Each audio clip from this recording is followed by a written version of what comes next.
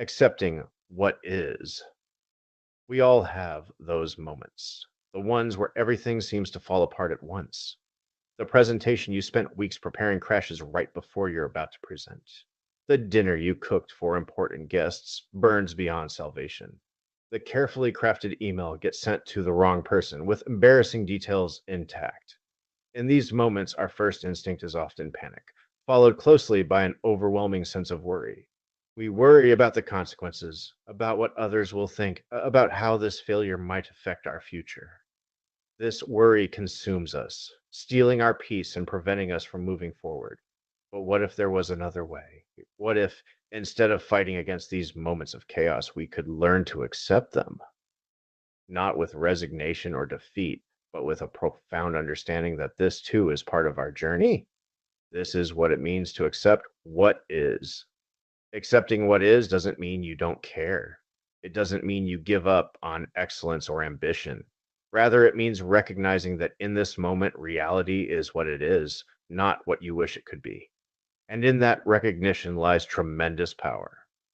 Consider this: when you make a big mess of something, whether it's a project at work, a relationship, or even something as simple as spilling coffee all over your desk, what happens? Your mind races, your heart pounds, your breath becomes shallow. You might feel shame, embarrassment, frustration, or anger. These feelings aren't just uncomfortable, they actively prevent you from thinking clearly and taking constructive action. Now imagine if, in that same moment, you could pause, take a deep breath, and simply accept this is what happened. This is where I am right now. Something remarkable occurs when you do this. The grip of worry begins to loosen. Your mind clears. Solutions that were invisible to you before suddenly become apparent. The energy you were using to resist reality now becomes available for creative problem solving. The root of worry, as many wisdom traditions teach us, is karma. But karma isn't some mystical force of cosmic retribution, as it's often misunderstood to be. Karma, in its essence, is simply any action we take with the desire for satisfaction. It's the endless cycle of taking action to get what we want, experiencing temporary satisfaction, and then wanting again. When we worry, we're caught in this cycle. We want things to be different than they are. We want to control outcomes that are, in many cases, beyond our control. We want to ensure our own satisfaction, often at the expense of our peace. But here's the paradox: the more desperately we cling to our desire for satisfaction, the more elusive that satisfaction becomes. The more we worry about making messes, the more likely we are to make them. The more we fear failure, the more likely we are to create the conditions for failure. Accepting what is breaks this cycle. It allows us to see with crystal clarity that nothing, absolutely nothing, is worth worrying about. Not because our concerns aren't valid or because our desires don't matter, but because worry itself adds nothing of value to our experience. It only diminishes our capacity to respond effectively to the challenges before us. Think about it. Has worrying ever prevented a mistake? Has it ever turned back time? Has it ever changed what has already happened? Of course not.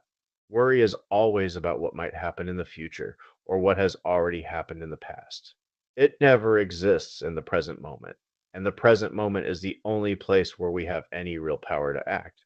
When we accept what is, we anchor ourselves firmly in the present. We acknowledge the reality of our situation without judgment or resistance. From this place of acceptance, we can then decide, calmly and clearly, what actions would be most beneficial moving forward. This doesn't mean we become passive or indifferent. On the contrary, acceptance is the foundation of effective action. When we're not wasting energy on worry, we have more resources available for creative problem solving, for learning from our mistakes, for making amends where necessary, and for moving forward with renewed purpose. Consider the example of a scientist conducting experiments. A good scientist doesn't worry about whether an experiment will succeed or fail. They simply observe what happens with curiosity and openness. If the results aren't what they expected, they don't take it personally or waste time worrying about it. They simply note what happened, learn from it, and design the next experiment accordingly. This is the mindset of acceptance. It's not about lowering your standards or expectations. It's about approaching life with the curiosity and openness of a scientist, treating each experience, even the messy ones, as valuable data rather than personal catastrophes. When you spill coffee on important documents, acceptance means acknowledging what happened without adding a story about what a clumsy person you are or how this always happens to you. It means taking a breath, grabbing paper towels, and dealing with the situation as it is, not as you wish it weren't. When you make a mistake in a relationship, acceptance means acknowledging your error without excessive self flagellations or defensive justification. It means taking responsibility, making amends where possible, and committing to do better next time, all without the added burden of worry about how this might affect the other person's opinion of you. When you face a serious health diagnosis, acceptance doesn't mean giving up hope or stopping treatment. It means acknowledging the reality of your situation so that you can make clear headed decisions about your care, rather than wasting precious energy denying what is happening or worrying about what might happen. And each of these scenarios, acceptance is not the end of the story. It's the beginning of a more skillful response. But acceptance doesn't come naturally to most of us. We've been conditioned to resist uncomfortable realities, to fight against what we don't want, to worry as a way of trying to control the uncontrollable.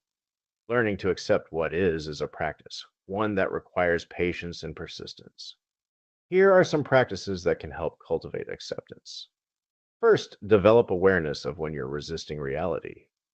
Notice the physical sensations that arise when you're in a state of worry or resistance. Perhaps your jaw clenches, your shoulders tense, or your breathing becomes shallow. These physical cues can be your first alert that you're fighting against what is. Next, practice pausing in these moments. Take a deep breath. Create a small space between the event and your reaction to it. In this space lies your power to choose acceptance rather than resistance. Then practice acknowledging reality with simple statements. This has happened. This is where I am right now. This is what is. No judgments, no stories, just the bare facts of the situation. From this place of acknowledgement, ask yourself, what would be most helpful now? Not what would make you feel better or what would fix everything immediately, but what action would truly be most helpful in this moment. Finally, take that action with full presence and commitment, knowing that you're acting from a place of clarity rather than from fear or worry. As you practice these steps, you'll likely notice something remarkable happening. Life becomes lighter. The constant background hum of worry begins to quiet. You find yourself more able to enjoy the present moment, even amid challenges. You become more resilient, bouncing back more quickly from setbacks. And paradoxically, you become more effective at creating positive changes in your life and in the world around you. This is the gift of accepting what is. It's not resignation or passivity, it's the foundation of true empowerment. Of course, there will still be times when acceptance feels impossibly difficult, when the stakes are high or the loss is great. The pull toward worry and resistance can be overwhelming. In these moments, be gentle with yourself. Remember that acceptance is a practice, not a perfect state to be achieved once and for all. Even partial acceptance, just a moment of acknowledging reality before the worry floods back in, is progress.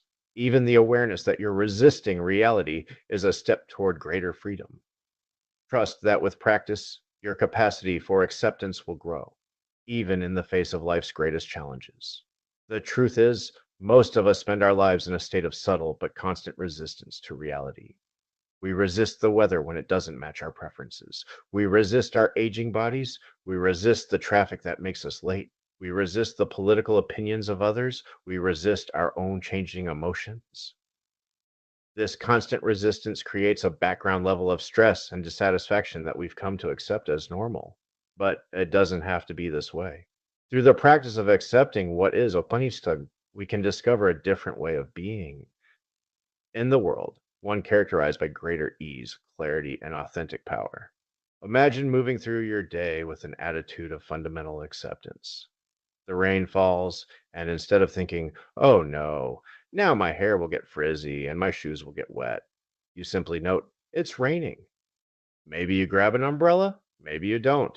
Either way, you're not adding suffering to the simple fact of precipitation. You encountered traffic on your way to an important meeting.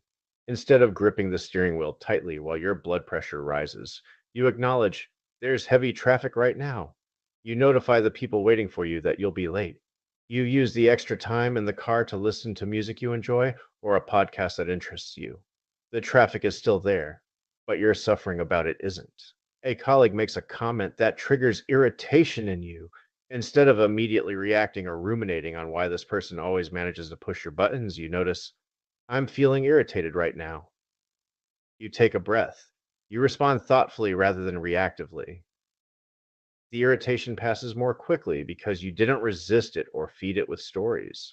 When we practice acceptance in these relatively small daily moments, we build the muscle that allows us to access acceptance during life's bigger challenges. And here's an important insight: accepting what is doesn't mean you have to like it. You can accept the reality of a situation while still having preferences about how you'd like things to be. The key difference is that when you practice acceptance, your preferences don't become demands that reality must meet in order for you to be at peace. This distinction is crucial. When preferences become demands, we set ourselves up for suffering. Because the truth is, much of reality is beyond our control. People will act in ways we don't prefer. Events will unfold in ways we didn't anticipate. Our bodies will change in ways we might not have chosen. When our peace depends on reality conforming to our preferences, we're building our house on shifting sand. But when we can hold our preferences lightly, acknowledging them without demanding that reality conform to them, we discover a kind of freedom that isn't dependent on external circumstances. We can prefer sunshine while accepting rain. We can prefer health while accepting illness. We can prefer agreement while accepting difference. This is the heart of accepting what is. Remember that worry, at its root, comes from karma, actions taken with the desire for satisfaction. When we can see this cycle clearly, we gain the power to step out of it.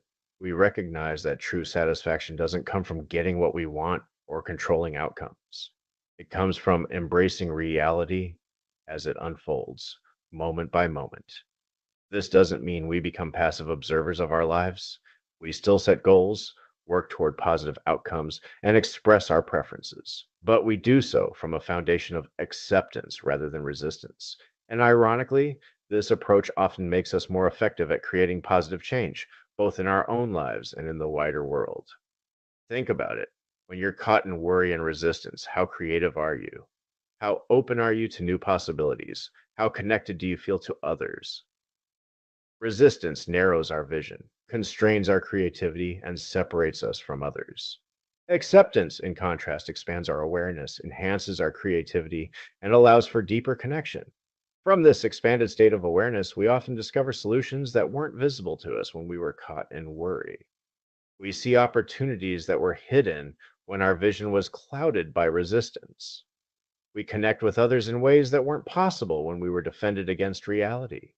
So, accepting what is isn't just a practice for finding inner peace, although it certainly does that. It's also a practice for becoming more effective, more creative, and more connected in every area of life.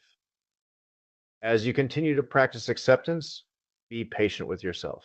Notice when you slip back into worry and resistance, as all humans do. Use these moments not as evidence of failure, but as opportunities to practice again. Each time you notice yourself resisting reality, you have a fresh chance to choose acceptance instead. And remember that acceptance is contagious. As you practice accepting what is in your own life, you create a field of permission around you that allows others to do the same. In a world that often encourages worry, resistance, and control, your practice of acceptance becomes a quiet revolution, one that has the power to transform not only your own experience, but also the experience of everyone you touch. So the next time you make a big mess of something, whether literally or figuratively, see if you can pause in that moment, take a breath, and simply accept what is. Notice how this acceptance creates space for a different kind of response, one born of clarity rather than reactivity. Notice how worry begins to loosen its grip when you're no longer fighting against reality. In this acceptance, you may discover what spiritual teachers have been pointing to for millennia, that nothing is worth worrying about, not because our concerns don't matter, but because worry itself adds nothing of value to our experience. It only prevents us from responding to life with the full measure of our wisdom, creativity, and love. Accepting what is the doorway to living with greater ease, effectiveness, and joy, not despite life's challenges, but in the midst of them. It's a practice that transforms not only how we respond to life's messes, but also how we experience every moment, messy or not. The invitation is simple but profound. Accept what is, and from that acceptance, respond with wisdom and clarity to what life presents. This is the path to true freedom, a freedom that isn't dependent on external circumstances but arises from within, available to us in every moment, no matter what.